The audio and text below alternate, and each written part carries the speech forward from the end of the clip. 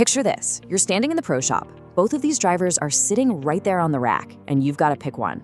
On one side, we've got a tech-heavy speed machine. On the other, an ultra-lightweight slice killer. We're talking about the TaylorMade Kalea going head-to-head against the Cobra F-Max. And man, let me tell you, if you pick the wrong one, you are literally ruining your Saturday mornings. You're either leaving 20 crucial yards on the table, or you're watching your ball leak deep into the right woods all afternoon while your buddies are already walking up the fairway. Look, we see everyday golfers waste hard-earned money on the wrong gear all the time, mostly just because they want to copy what the pros are playing. Today, we put a stop to that. Welcome to another explainer here on Golf Gear Showdown, where we put real golf gear head-to-head so you can make smarter buying decisions.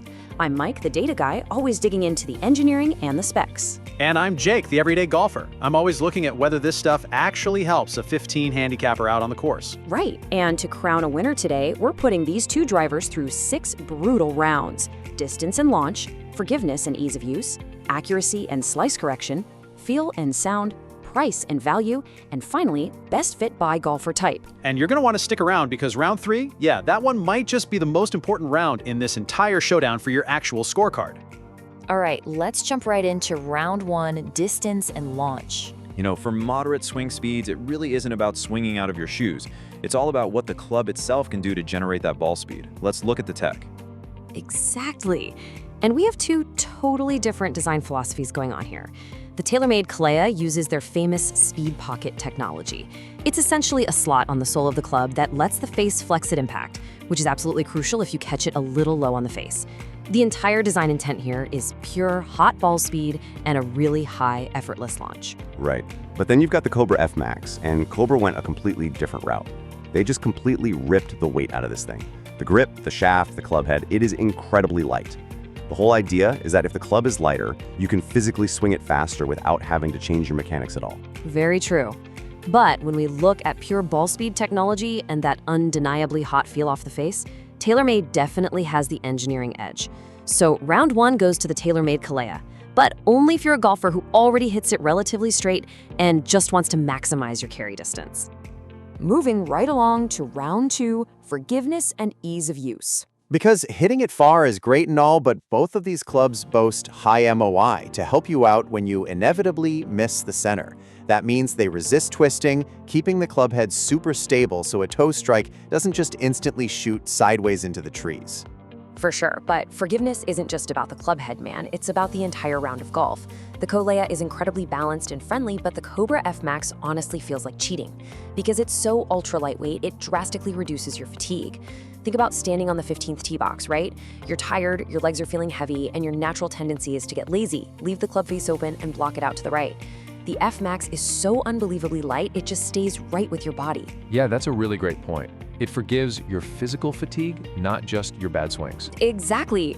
Because of that real-world playability for 4 hours straight, I am handing round 2 to the Cobra F-Max. Okay, so we are all tied up at 1 round apiece. But listen, before you make up your mind and head to the checkout counter, you need to hear this. Round 3 is the one most golfers completely overlook. And honestly, if you struggle with the most common swing flaw in golf, this next round is going to dictate your entire decision. Let's get right into it. Round 3, accuracy and slice correction. Time to see exactly how these 2 clubs tackle that nasty banana ball that starts left and just completely peels away into the trees. Take a close look at the neck of the Cobra F-Max here. That is a massive offset hustle design. The club head actually sits slightly behind the shaft. Physics-wise, this literally gives you a split second longer in your downswing to square the face up before impact. Combine that with some serious internal weighting biased straight toward the heel, and the club actively fights to close the toe. And the Kalea? It's stable, sure, but it's got a very traditional straight neck. It is not going to fight your slice anywhere near as hard as the F-Max. I actually have a buddy whose wife switched to an offset driver just like this one, and it literally kept her in the fairway all season long. It is a legitimate slice killer. Because of that, round 3 is an easy, decisive win for the Cobra F-Max. All right, on to round 4, feel, sound, and confidence. Look, you absolutely cannot underestimate the psychological side of golf. When you stand on the tee box and look down at your club, if it makes you nervous, you've already lost the hole. Completely agree. The engineering design intent matters, but how a golfer actually reacts to that design visually and audibly is just as important. So let's compare the vibes. The TaylorMade Kalea just looks and sounds like a high-end tour-level club. It has that premium carbon thud at impact. It's clean, sophisticated, and just looks incredibly modern. On the flip side, the Cobra F-Max is definitely louder. It's got more of a metallic ring to it. Now, some players actually love that loud feedback, but others find it a little harsh. And that offset hosel we just praised a minute ago in round 3, well, standing over the ball at address, it can look a little funky or even closed if you're used to staring down a traditional driver. Yeah, and because golf is just such a mental game, the classic aesthetic and muted sound of the Kalea honestly gives most golfers a much bigger confidence boost. So round 4 goes to TaylorMade. And wow, we are tied up again. Which brings us straight to round 5, price and value. It's time to talk about the real financial reality of putting either of these drivers in your bag. Performance is great on paper, but we've got to look at the wallets. Breaking down the pure numbers, the TaylorMade Kalea comes with a much higher price tag. You're definitely paying for that massive brand name, though I will say it does hold its resale value really well. It's also frequently pushed as part of a complete premium box set. The Cobra F-Max, however, is a standalone champion, and it's widely available. And Mike, I know you've got a specific tip for the viewers on this one. I absolutely do. So here is your smart shopper move. Cobra has a massive industry reputation for giving you top-tier performance without that top-tier markup. And because the F-Max line is a generation or two old right now, you can find it everywhere on the budget-friendly or used market. You are literally getting 95% of the performance of a brand new $600 driver for an absolute fraction of the cost. The F-Max is the undisputed value winner here. Okay, so Cobra takes the lead in rounds, but hey, this showdown is not over yet. Now comes the part where we tell you exactly who should be buying each one, and I promise you, one of these answers is going to surprise you. Welcome to the final round. Round 6, best fit by golfer type. Winning categories on a spec sheet is one thing, but clubs are built for specific swings.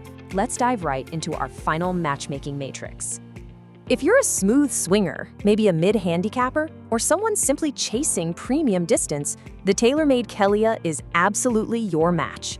If you generally hit it straight and you just want that extra pop from the speed pocket, Kalea is 100% the way to go. But look at the other side.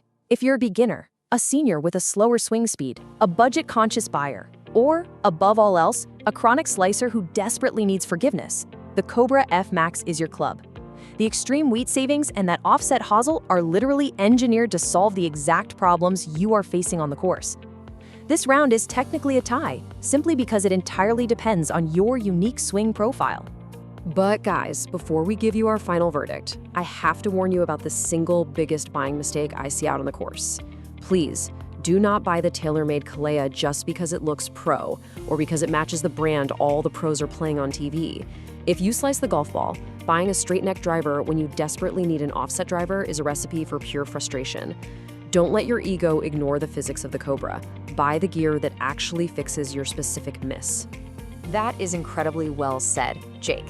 Let's look at the final scorecard here. Best overall performance from a pure engineering and ball speed standpoint goes to the TaylorMade Kalea. But best for the average golfer goes to the F-Max. Best value goes to the F-Max. Best for beginners, again, goes to the F-Max. Which means we're officially crowning the Cobra F-Max as the overall winner of this showdown.